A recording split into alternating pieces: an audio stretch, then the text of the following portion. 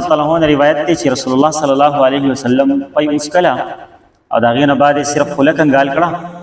او بیا وې فرمایل چې د دې پي خپل چکنا هټي د سومت نه که خیرم کړي په سړی اوس کییا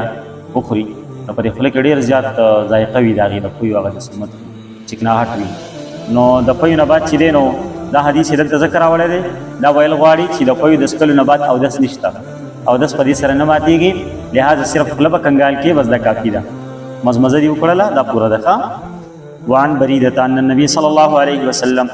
رسول الله صلى الله عليه وسلم منزون وکړه د فتح پورز پيو او دس سره پيو او دس سره منزون وکړه نو دې حدیث کې دا مسله معلومه شوه چې پيو او دس سره ډیر منزونه کولای شي هر مستزان ځان له او دس ضروری نه ده پجمی کې چې سړی روغي کنه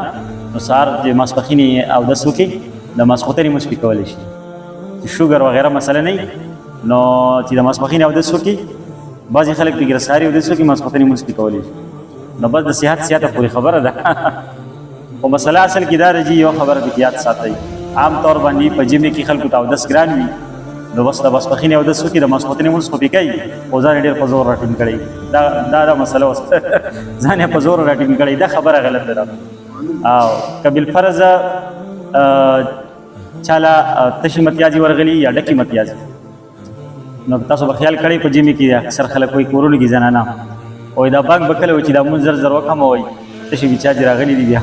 بیا داس نشم کولای دي وای کنه وای زنانه اکثر داسي وای نو دا خبره غلطه ده په داسې صورتحال کې مونږ نه کیږي اول به خزان فارغ کې چې کله او دس درغلی متیازي درغلی اول به خزان ریلیکس کې فارغ وکي مزیدار او شردام وو کې دا غینه بعد بیا مسکه صحیح ده جی نو دا اهم مسله ده ها البته کدا مسله نه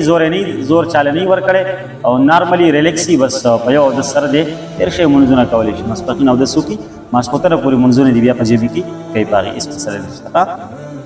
ها البته یو خبر یاد ساتئ کبل فرض چا د مسپخین موږ د پاره او دس کړي او د ماجیګر موږ کې د داودس بالکل ټیک ته هغه باوجود دی او دس کوي تو پدې کې ثواب دی دې کې سره